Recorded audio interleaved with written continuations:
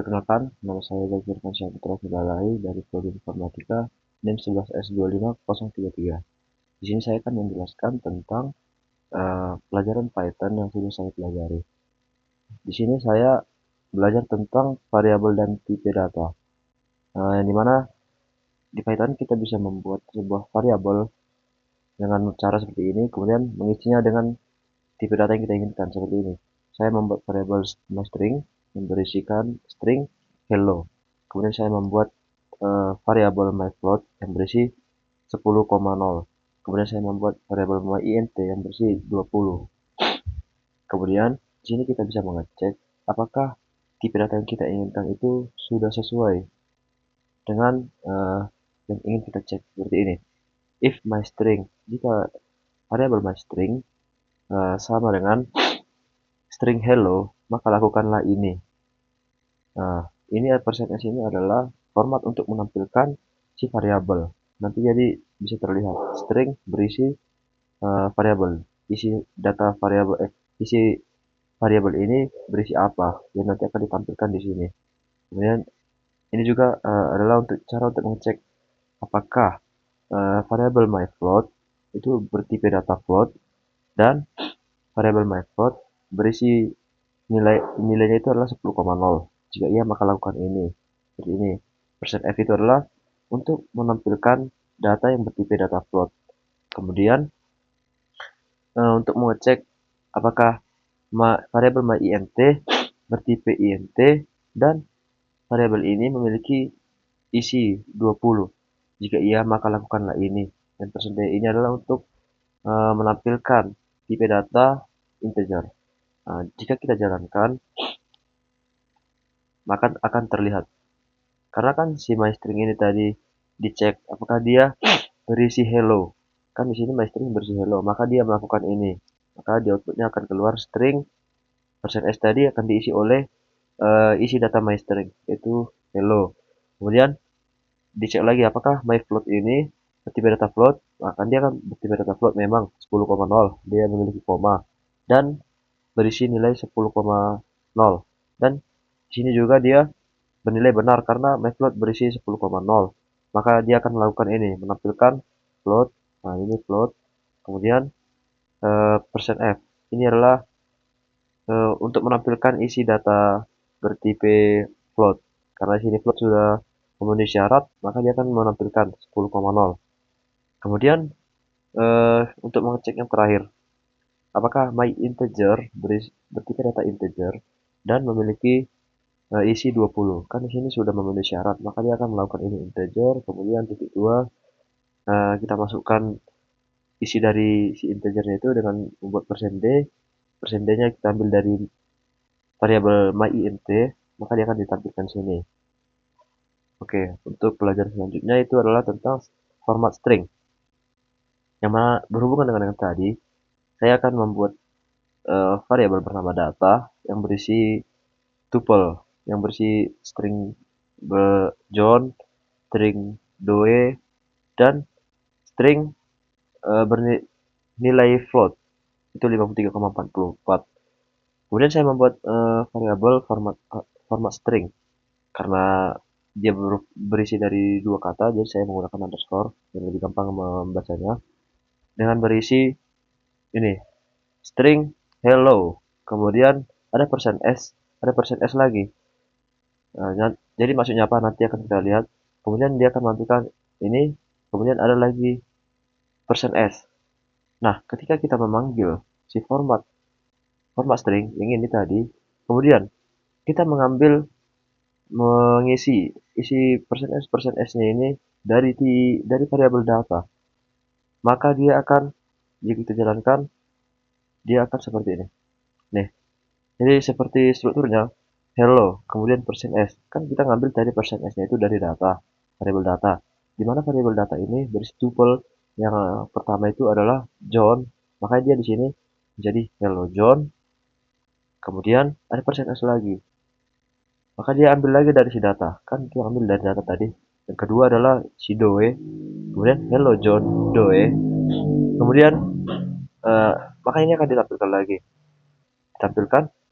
Kemudian si %-nya ini akan diisi lagi oleh data variabel data yang terakhir, yaitu ini 53,44. Jadi dia itu harus sesuai.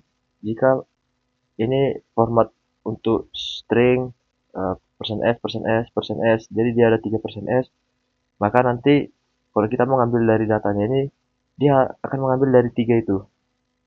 Kalau kalau di Python itu kita harus membuat seperti ini ya.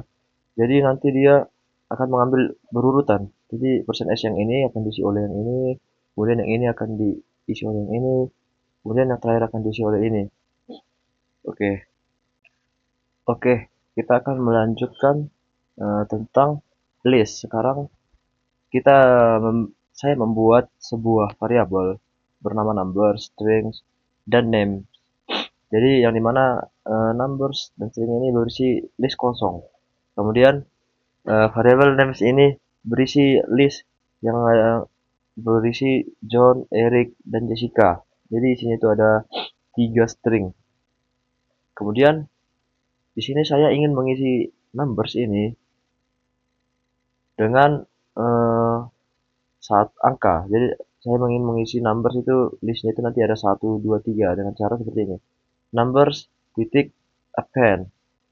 Kemudian kita isi apa yang ingin kita isi nanti di numbers ini. Seperti ini. Numbers. Saya ingin mengisi dia 1. Kemudian saya buatlah numbers append 1. Begitu juga dengan seterusnya. Kemudian saya ingin mengisi si list kosong dari si string ini dengan ini nama-nama. Oh, salah, mohon maaf. Saya ingin mengisi dengan hello world. Makanya saya di sini membuat strings append hello world, hello, kemudian ada world. Kemudian saya membuat variabel baru dengan nama second name yang berisi name 1. Apa maksudnya? Setelah dijalankan, mari kita lihat. Nih, maka kita akan melihat, kan saya membuat print untuk menampilkan number, string, dan ini si second name. Jadi kita lihatlah, setelah saya tambahkan si number dengan 1, 2, 3, maka list yang kosong tadi akan berisi menjadi 1, 2, 3. Kemudian si string yang kosong juga akan berisi hello world seperti ini. Jadi dia itu hello yang berisi satu string, kemudian ada word lagi yang string lain maksudnya. Jadi dia itu berupa dua buah data di dalam list itu, tapi tipenya sama string. Kemudian saya menampilkan the second name in names is, maksudnya uh, nama kedua dari variabel names, kan di sini names itu adalah si Eric.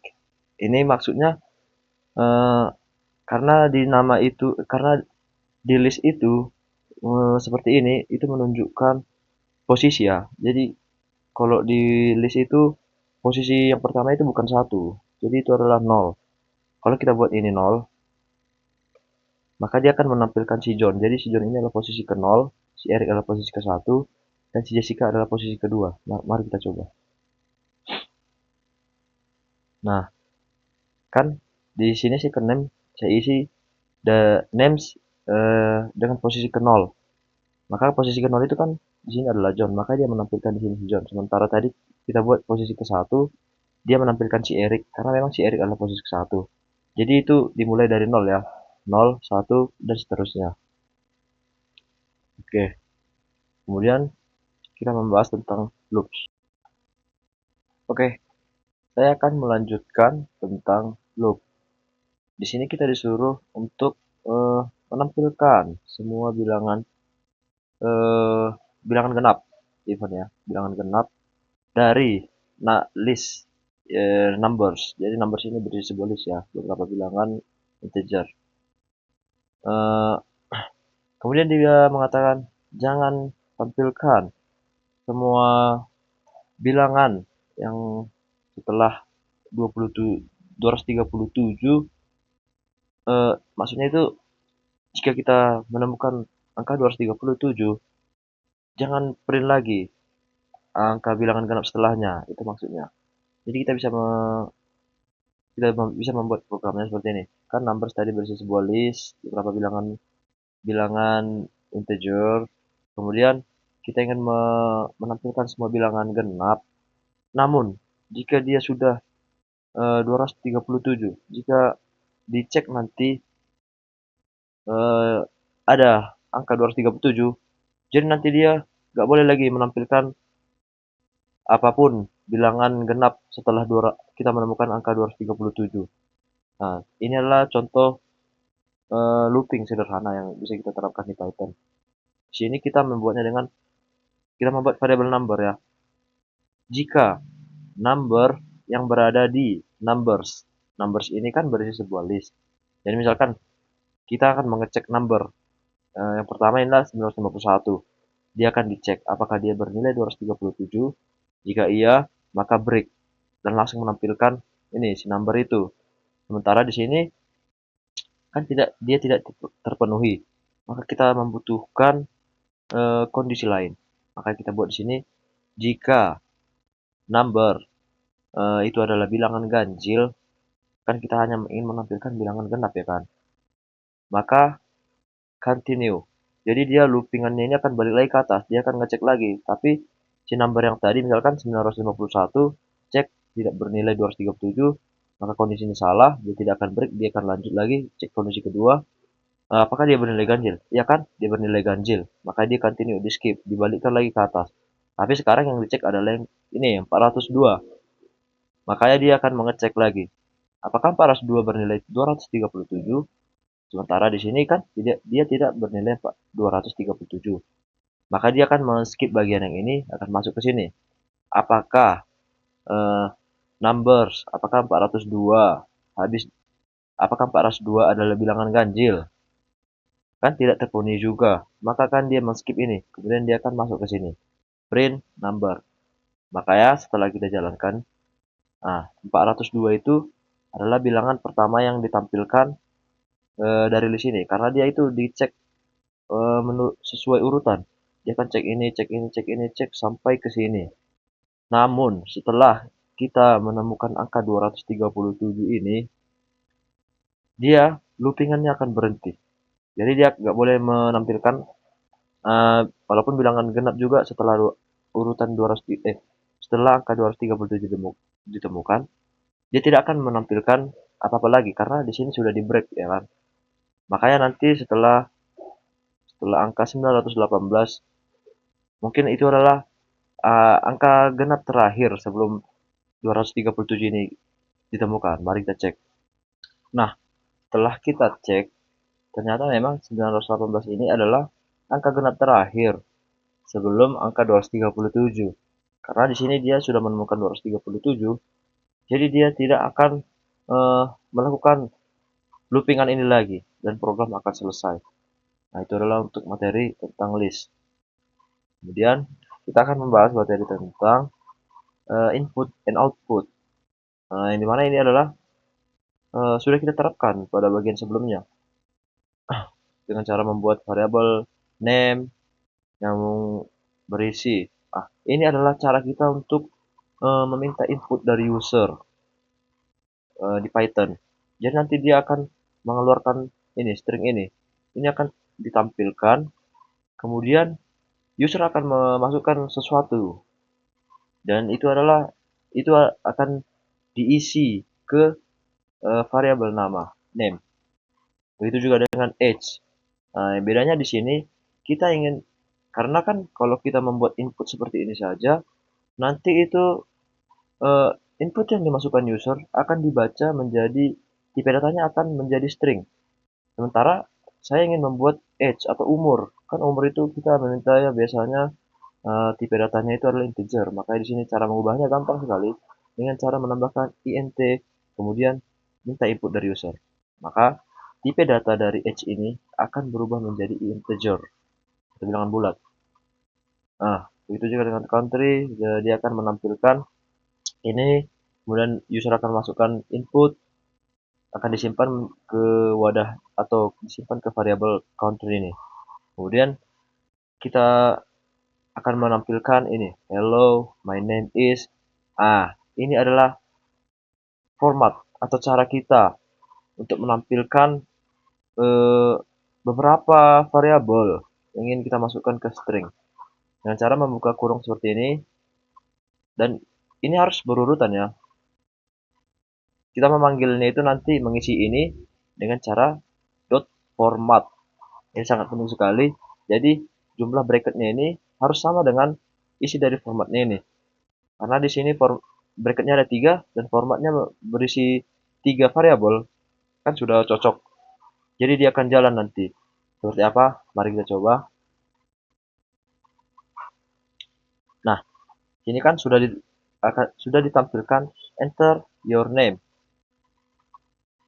Maka akan kita masukkan, misalkan nama saya Zaki. Kemudian dia minta lagi nih, age, input, enter your age. Umur saya 20. Misalkan. Kemudian country, buat Indonesia. Nah, dia akan menampilkan ini. Hello, my name is. Ini akan diisi oleh, setelah kita format, isinya itu adalah name.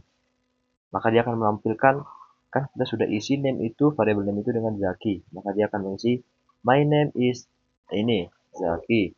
Kemudian tampilkan lagi I am. Kemudian ada lagi seperti ini. Ini akan diambil dari si age. Diambillah age itu berisi 20 tahun. Kemudian diambillah I am 20 years old.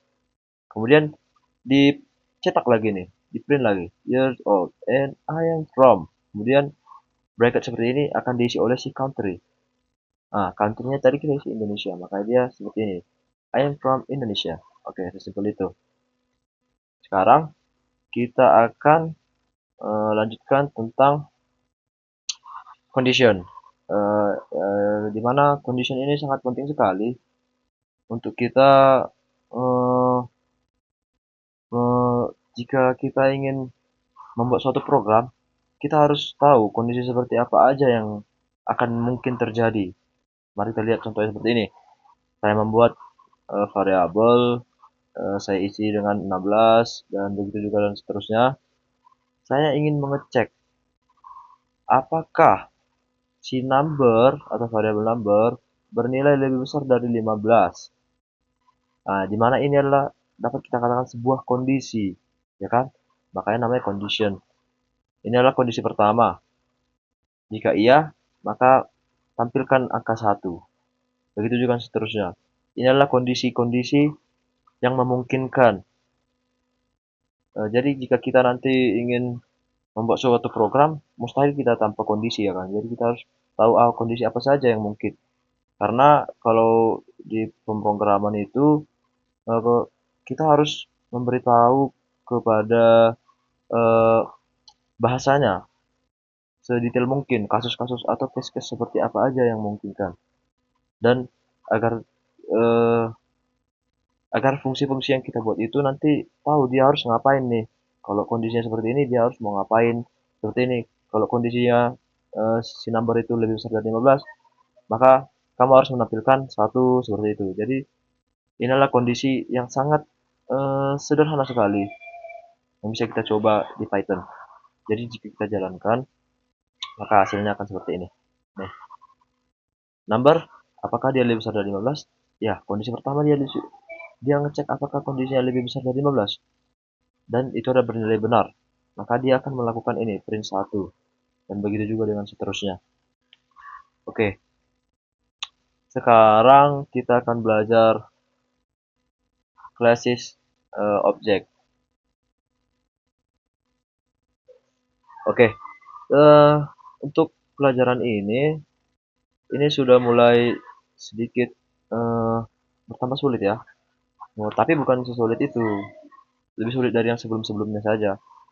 Nah, di sini kita membuat kelas vehicle.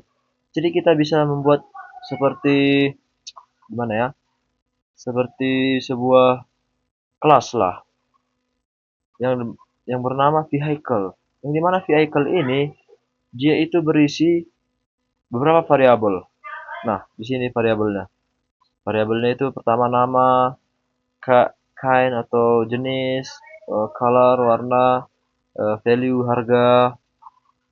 Kemudian kita membuat seperti ini Oke, sekarang saya akan menjelaskan tentang class and object. Jadi, di sini saya membuat kelas vehicle, di mana maksudnya ini adalah kita bisa membuat seperti blueprint, ya kan? Yang mana ini adalah vehicle atau kendaraan, yang mana dia memiliki atribut beberapa variabel, yaitu nama, jenis, warna, dan harga, ya kan?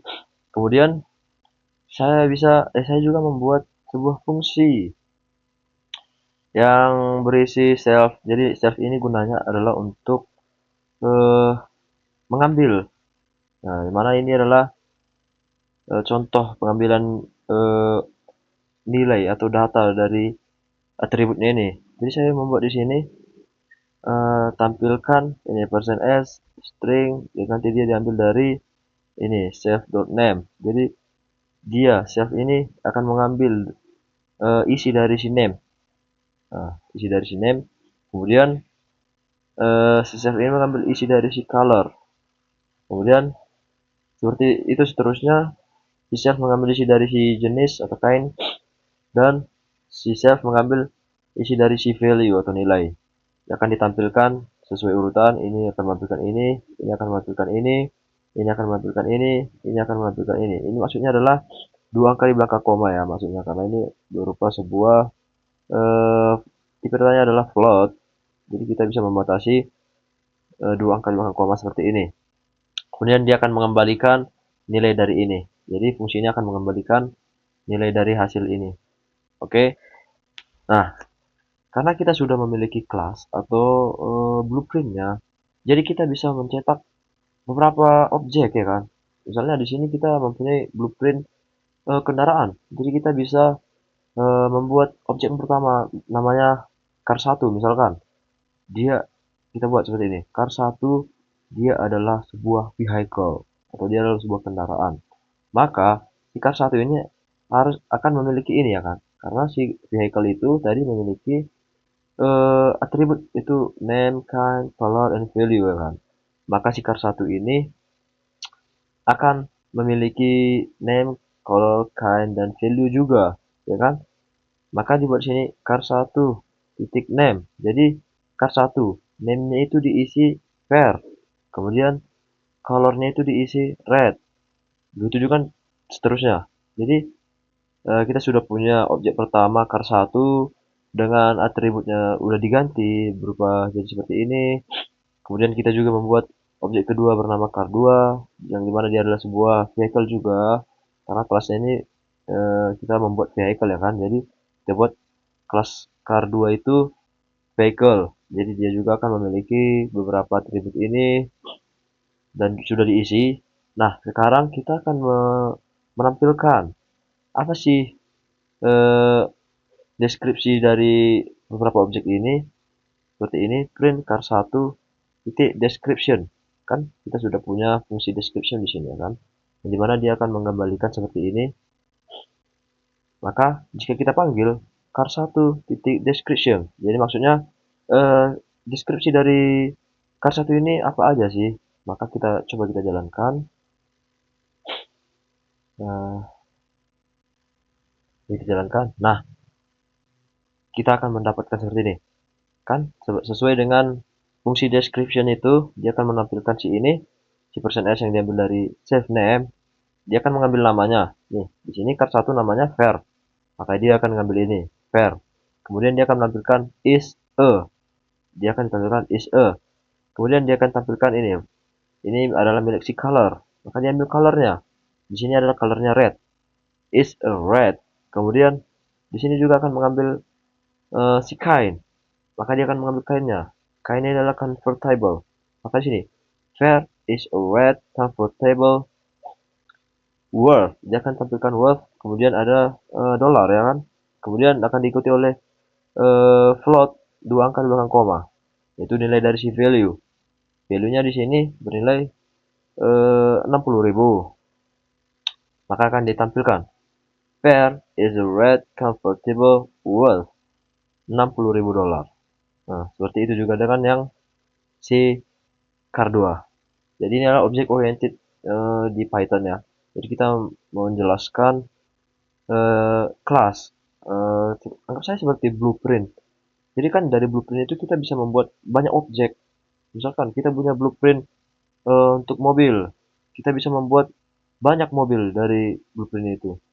Begitu juga dengan ini, kita membuat kendaraan dengan memiliki atribut dia punya nama, punya jenis, punya warna, dan punya harga. Kemudian kita jelaskan deskripsinya dengan membuat fungsi deskripsi seperti ini. Maka eh, ini adalah contoh program tentang class and object. Oke, saya akan lanjut materi fungsi. Nah, ini adalah cara kita membuat sebuah fungsi di Python ya. Jadi kita harus mendefinisikan fungsinya dengan cara kita ketikkan def, kemudian nama fungsi kita, kemudian kita buat buka kurung seperti ini dalam kurung yang menandakan dia adalah sebuah fungsi. Maka akan kita lakukan fungsi si list benefit ini dia apa sih? Nah, setelah itu dia harus mengembalikan sebuah nilai ya kan. Makanya dia mereturn ini adalah beberapa string. Jadi fungsi list benefit ini dia punya beberapa string ya. Kemudian fungsi di boot sentence. Nah, di sini boot sentence ini eh dia memakai parameter ya. Oke, jadi si boot sentence ini dia punya parameter bernama benefit. Itu maksudnya apa? Seperti ini. Maka fungsi ini akan mengeluarkan ini, dia akan mengeluarkan string ini. Kemudian si persen %s ini diisi oleh benefit. Nah, begitulah maksudnya. Nanti akan berguna ketika kita membuat fungsi lain seperti ini. Saya membuat fungsi lain bernama name the benefit of function dan di mana dia itu berisi. Nah, nih, dia membuat variabel baru bernama list of benefit. Kemudian dia berisi list benefit. Di mana list benefit ini adalah sebuah fungsi. Kalau seperti ini di Python, beberapa string dipisahkan koma, dia akan otomatis menjadi tuple ya maksudnya. Jadi dia berisi beberapa string yang dipisahkan oleh koma seperti ini nih. Oke, setelah kita buat variabel bernama list of benefit yang berisi fungsi list benefit. Kemudian kita buat lagi loopingan for benefit.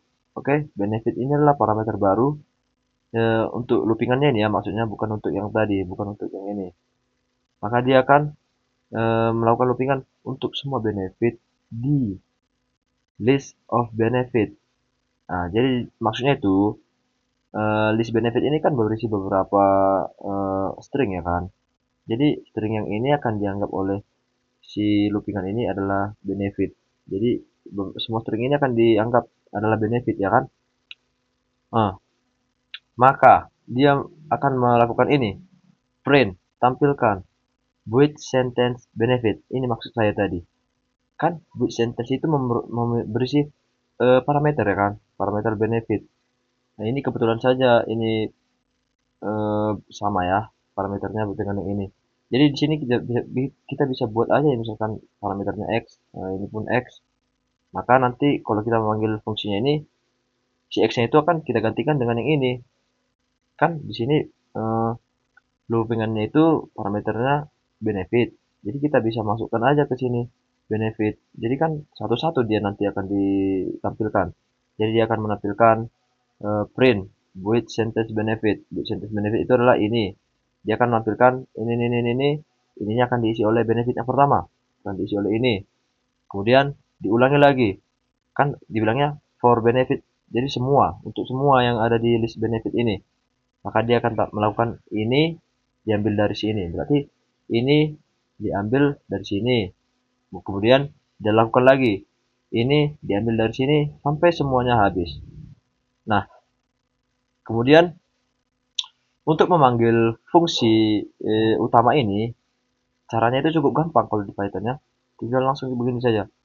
Kita panggil fungsinya, sudah begitu saja. Nah, kita coba saja jalankan.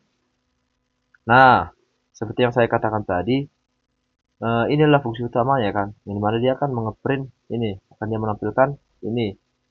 Makanya more organized code is a benefit function.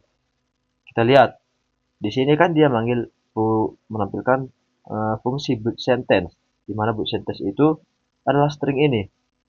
Jadi si S ini akan diisi oleh benefit. Nah, parameternya kan benefit. Jadi benefit yang pertama kan itu ini diambil dari sini. More organized code. Nah, kemudian dia akan masukkan itu ke sini, kemudian ditampilkan ini juga. Makanya yang pertama itu loopingannya itu berjalan. Yang pertama, more organized code is a beautiful function, ya kan? Untuk yang ini nih. Kemudian untuk yang ini, karena dia bilang untuk semua benefit ya kan, jadi untuk semua benefit di list of benefit. Jadi semua isi list of benefit ini harus ditampilkan. Maka yang kedua adalah ini sesuai, yang ketiga adalah ini sesuai, dan yang terakhir adalah ini sesuai. Nah, begitulah untuk materi function ini. Kemudian, nah di sini kita lanjutkan dengan materi basic operation di Python. Nah, di sini saya membuat sebuah variabel x, yang dimana x itu adalah sebuah objek. Nah, kita buatnya seperti ini, dan y itu adalah sebuah objek. Jadi x dan y itu adalah objek yang berbeda ya. Kemudian saya membuat variabel baru bernama xList, yang dimana dia itu adalah berisi list dari x. Jadi maksudnya itu apa? Jadi maksudnya itu adalah ini akan berisi objek ini dikalikan 10. Jadi maksudnya itu objek yang sama kita isi ke dalam sebuah list. Jadi listnya itu berisi 10 item. Nah, jadi si X list ini berisi 10 item objek X ini ya, akan diisi oleh X. Jadi nanti dia ada 10X. Begitu juga dengan Y. Kemudian saya membuat variabel baru ini untuk menggabungkan kan ini atau si X list ini adalah sebuah list dan si Y list ini adalah sebuah list. Jadi nanti dia akan digabungkan ya. X list digabungkan dengan Y list. Nah, kemudian kita akan menampilkan seperti ini. Yang baru di sini adalah length. Ini adalah maksudnya length atau panjang atau berapa sih isi dari si X list. Nah, dia akan menampilkan itu. Nah, makanya di sini dia %d ya kan, karena ini untuk integer. Jadi dia bilang X list itu berisi sekian objek, maka panjang objek ini sekiannya itu diambil dari panjang objeknya ini atau isi dari si X list ini. Nah, kemudian kita buat lagi kondisi jika X list itu dot count, itu maksudnya berisi ya, berisi X sama dengan 10 dan Y berisi Y sama dengan 10, maka eh, print tampilkan almost there.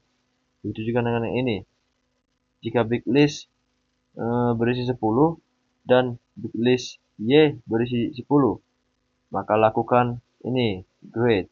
Maka setelah kita jalankan hasilnya seperti ini, karena memang si Xlist ini berisi 10 objek dan Y ini berisi 10 objek, maka ini akan sudah memenuhi syarat, dia akan melakukan ini almost there, ya kan? Dan di big list ini hasilnya itu eh, kan benar sudah memenuhi syarat juga ini, si X-nya sudah berisi 10 dan Y-nya berisi 10, maka dia akan menampilkan ini. Oke, sekian.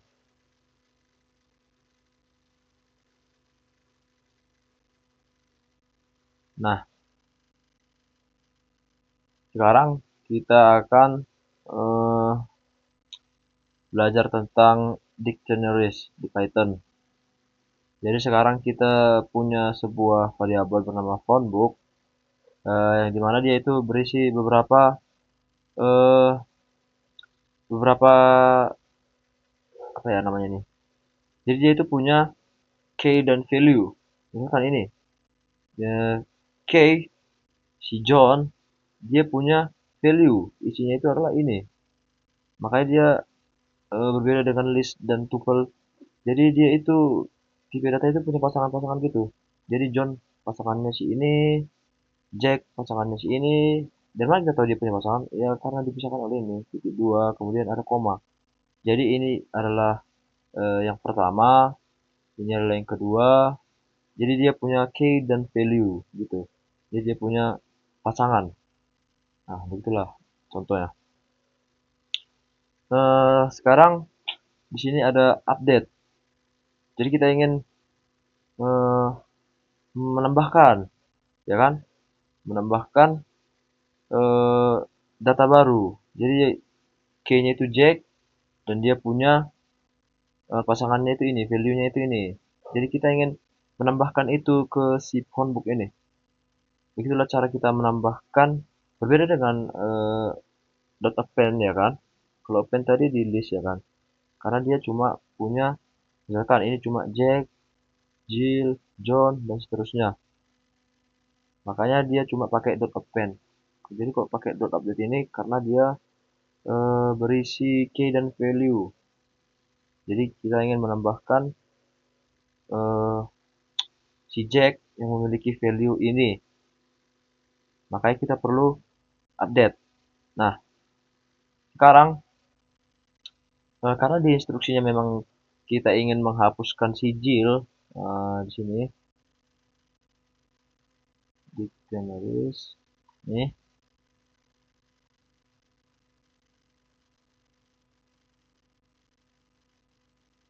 nih dia nyuruh add Jack to the phone book with the phone number sekian and remove Jill from the phone book.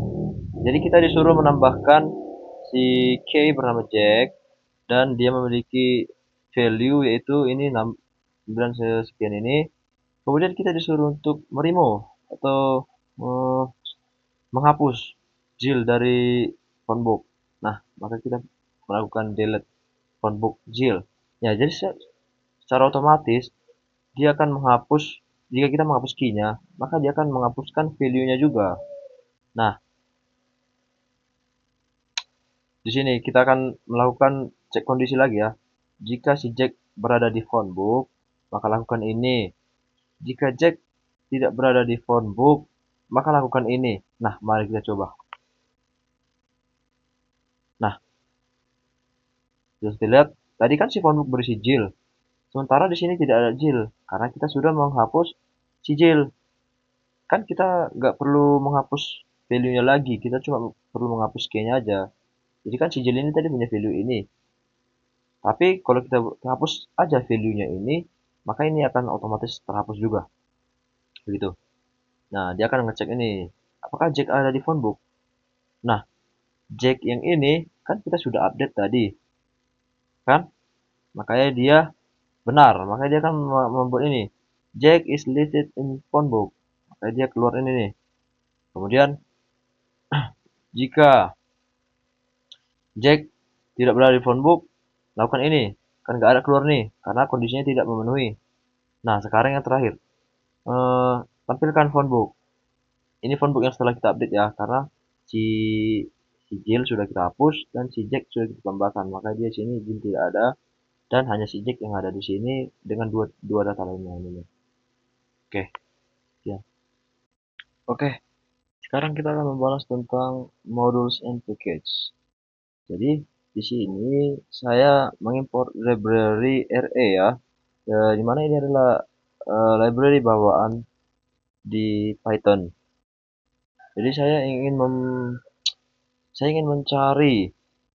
eh, mencari sesuatu lah pokoknya ya, dan akan menampilkannya di sebuah list. Makanya saya membuat ini find members, yaitu variabel find members ini berisi sebuah list kosong ya kan. Nanti fungsinya apa? Nah, kita coba di sini. Saya membuat looping. Yang pertama for member. Saya membuat variabelnya itu member ya, yang ada di directory RE. Ini maksudnya apa sih? Jadi kita punya directory ya, dari directory eh, di RE. RE ini kan bawaan Python tadi ya kan, library dari Python. Jadi dia akan mengambil semua isi dari directory RE ini. Jadi akan ngecek nih. Nah, jika ada kata-kata ini di member, kan membernya kan diambil dari si ini, array ini. Maka dia akan melakukan ini nih, find member. Ini kan berupa list kosong, dot append. Dia akan diisi oleh member. Nah, ini gunanya apa? Kita lihat contohnya langsung saja. Nih, jadi eh, yang ada kata-kata ini di directory array ini itu adalah ini, find all dan find iter. Nah, ini akan sangat memudahkan kita ketika kita ingin mencari sesuatu di libraries ya. Jadi misalkan ini seperti find lah kalau mencari sesuatu di exploration seperti ini.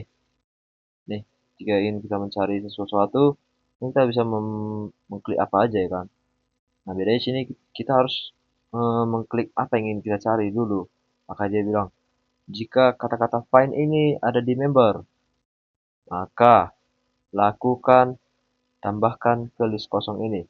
Makanya yang ada kata-kata find-nya di directory array ini itu adalah ini. Kan ini ada find, yaitu find all. Maka dia akan ditambahkan ke sini. Dan dia akan ditampilkan sorted ya, berurutan. Oke, sekian. Oke, sekarang saya akan menjelaskan tentang list comprehension. List comprehension ini adalah cara kita melakukan sesuatu dan kita masukkan ke dalam sebuah list, namun dengan baris kode yang lebih sedikit. Jadi, misalkan kita punya numbers yang berisi sebuah list dengan data-data seperti ini. Nah, sekarang kita ingin melakukan filtrasi, yaitu kita hanya mengambil bilangan positif. Makanya di sini adalah if x lebih besar dari 0. Caranya itu adalah dengan cara seperti ini. Kita akan membuat new list yang berisi sebuah. Nah, inilah yang saya sebut tadi. Biasanya kita kan kalau ingin mengisinya itu dengan menggunakan append ya kan, dot append. Kemudian kita ambil dulu dengan cara melakukan perulangan dan case if, ya kan?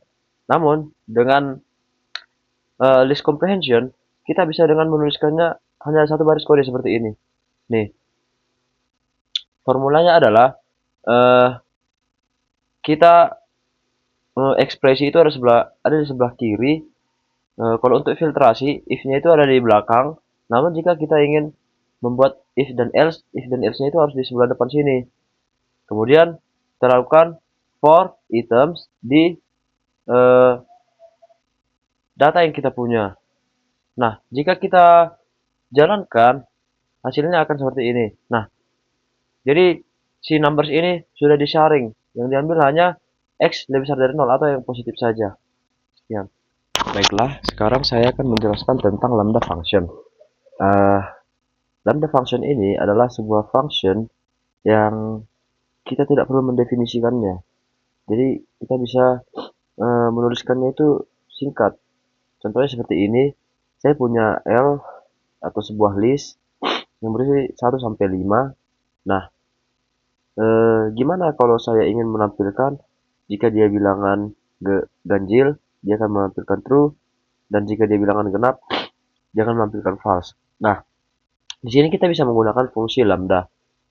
Pertama kita buat perulangan dulu. Untuk semua i di dalam list atau list CL ini, nah kita akan memfilter. Jika inilah fungsi lambda yang akan kita gunakan. Lambda x parameternya. Parameter kedua itu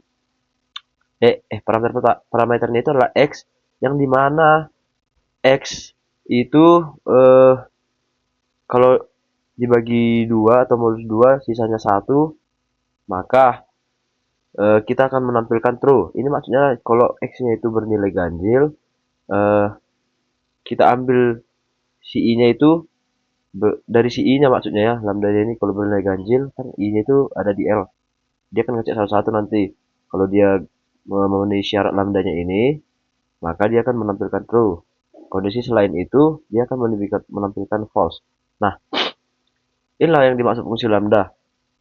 Jadi kita menuliskannya itu hanya singkat saja seperti ini. Jadi kita tidak perlu mendefinisikan fungsinya nih.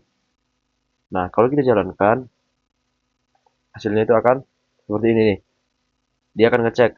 Yang pertama itu kan 1, diambil dari si L. Dia akan ngecek, eh, apakah si 1 ini, kalau habis dibagi 2, modulus 2 itu sisanya bernilai 1. Nah, ya kan bernilai benar, maka dia akan menghasilkan true. Begitupun dengan seterusnya. Sekian untuk fungsi lambda.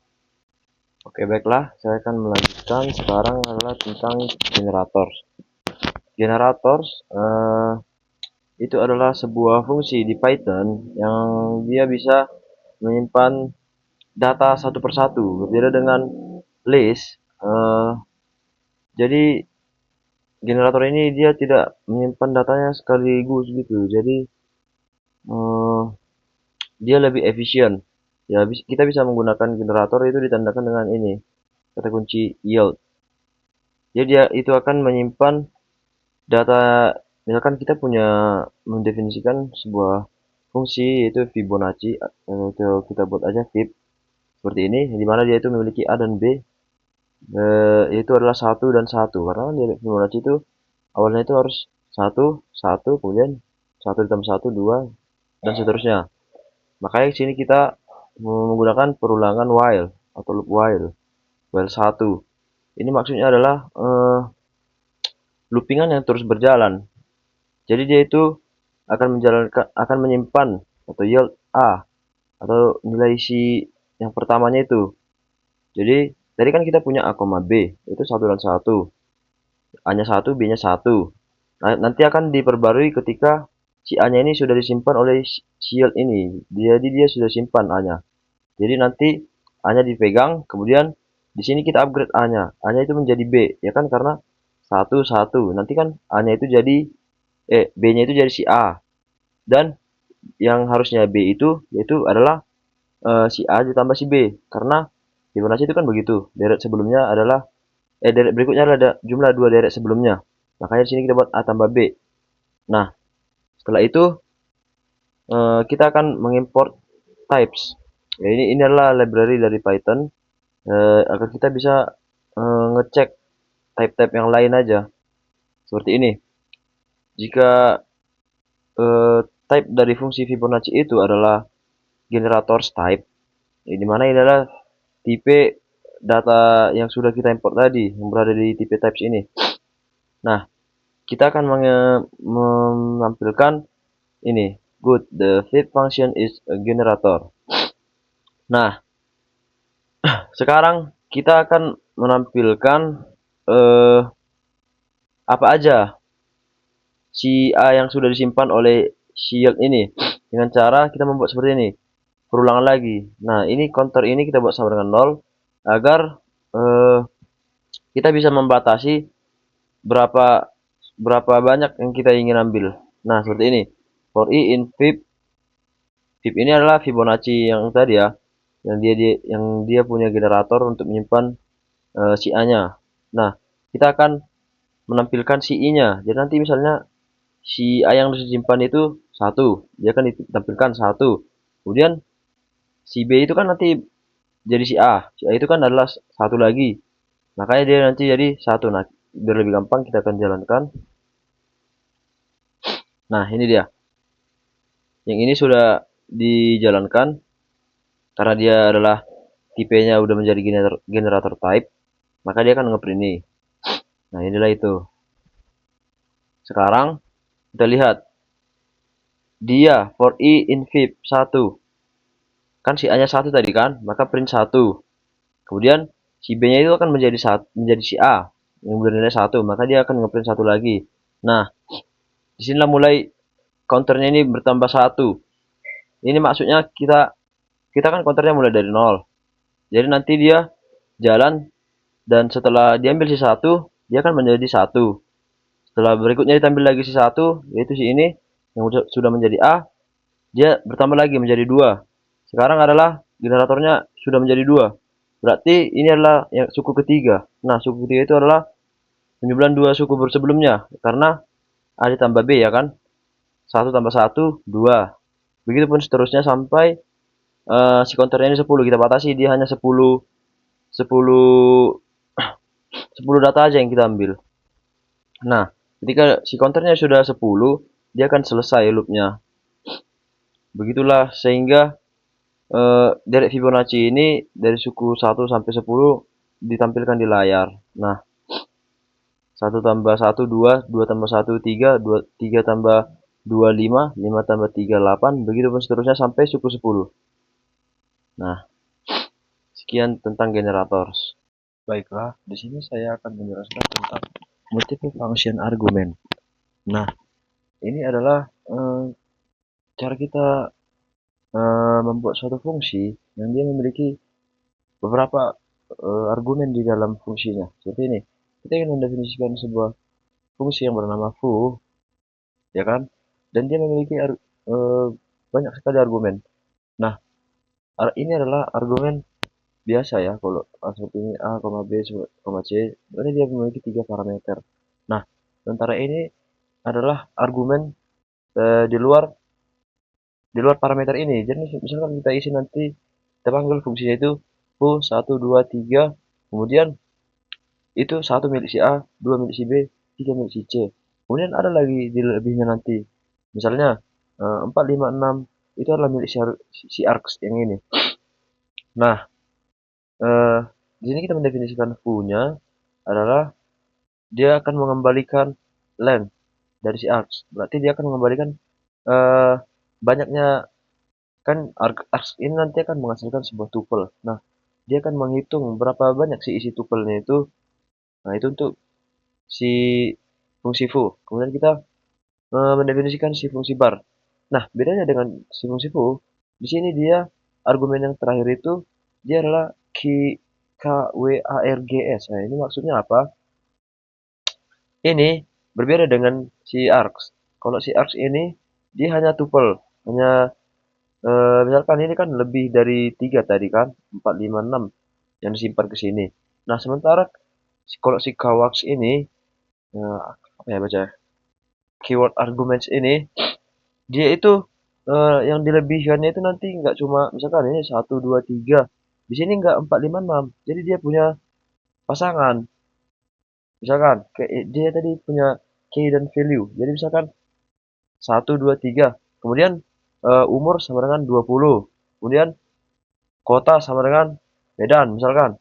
Nah, maka yang di luar 1 2 3 dia akan menjadi milik si Kawax ini, maka dia akan mengembalikan ini Kawax magic number sama dengan 7. Nah, di sini ada perbandingan. Maka nanti yang di return ini adalah sebuah boolean. Dia akan menanyakan kalau yang si Kawax ini menghasilkan uh, seperti ini magic number yang value-nya itu berubah 7, maka dia akan menghasilkan true. Kalau di luar kemungkinan ini dia akan menghasilkan false. Nah, di sini kita akan mengeceknya dengan menggunakan uh, if if condition. Nah, kondisi yang pertama, kita ingin mengecek. Kita panggil si fungsi foo. Kan fungsi foo itu tadi akan mengembalikan panjang dari si argumen ini kan. Nah, si fungsi foo kita lihat. Dia memiliki 1 2 3 4. 1 milik si A, 2 milik si B, 3 milik si C. Nah, si 4 ini adalah ataupun nanti misalkan ada lagi di sini 5 6, maka ya 4 5 6 ini adalah milik si arcs ini. Makanya yang dihitung nanti adalah 4 5 6. Panjang dari 4 5 6 itu kan ada 3 ya kan. Nah, kalau kita jalankan, nah dia nggak akan dia tidak akan menampilkan ini karena kondisi yang diberikan itu bernilai false. Kan di sini dibilang kalau read nilai yang dihasilkan oleh fungsi ini bernilai 1, maka print ini. Sementara fungsi yang dihasilkan nilai yang dihasilkan oleh fungsi foo ini di sini kan sudah bernilai 3, maka dia nge-skip ini. Nah, kalau kita kembalikan seperti fungsi awal seperti ini, dia akan bernilai true. Mari kita coba. Nah, begitulah cara kerjanya. Jadi dia di sini kan hanya punya 3 parameter A, B, dan C. Makanya 3 parameter itu diisi oleh nilai-nilai ini, 1, 2, dan 3. Kemudian dia punya argumen lain di sini. Berarti lebih dari argumen A, B, dan C ini akan diisi ke si ini args. Nah, makanya kita bisa menghitung berapa jumlah data di args itu menggunakan learn. Nah, untuk kondisi kedua, kita akan ngecek apakah eh, isi dari apakah Sifu ini mengembalikan nilai sama dengan 2. Nah, mari kita lihat. Di sini kita punya 3 parameter, kita langsung ambil 3 ini, berarti sisanya ada 4 dan 5, berarti ada 2 parameter. Berarti ada 2 nilai yang akan dimasukkan ke si args. Dia akan menghitungnya panjangnya adalah 2. Nah, makanya di sini setelah kita jalankan, dia akan menampilkan better ini. Karena kan dia nyuruhnya kalau Sifu menghasilkan 2, maka tampilkan ini. Makanya dia berhasil menampilkan ini. Begitupun dengan seterusnya. Nah, kalau ini kita akan mengecek apakah fungsi sibar ini menghasilkan nilai false. Kalau dia menghasilkan nilai false, maka kita akan menampilkan ini. Mari kita lihat. Fungsi bar memiliki 3 parameter biasa, A, B, dan C. Maka 1, 2, dan 3 ini akan diisi ke A, B, dan C. Nah, sekarang seperti yang saya katakan tadi, kalau Kawas ini memiliki key dan value, di mana key-nya adalah magic number dan value-nya adalah 6. Makanya sekarang dia akan mengecek apakah magic number ini bernilai 7. Kan di sini dikatakan kalau Kawas magic number sama dengan 7 akan bernilai true. Ini maksudnya bernilai true ya. Maka dia akan ngecek. Sementara magic number di sini bernilai 6, maka dia akan mengembalikan false. Berarti si fungsi bar di sini mengembalikan nilai false. Sesuai dengan ini, mengembalikan nilai false. Maka dia akan menampilkan ini, grid. Makanya di sini tertampilkan grid. Nah, begitupun dengan yang magic number sama dengan 7 ini. Di sini saya membuat variabel x yang berisi sebuah objek, ya. Maaf.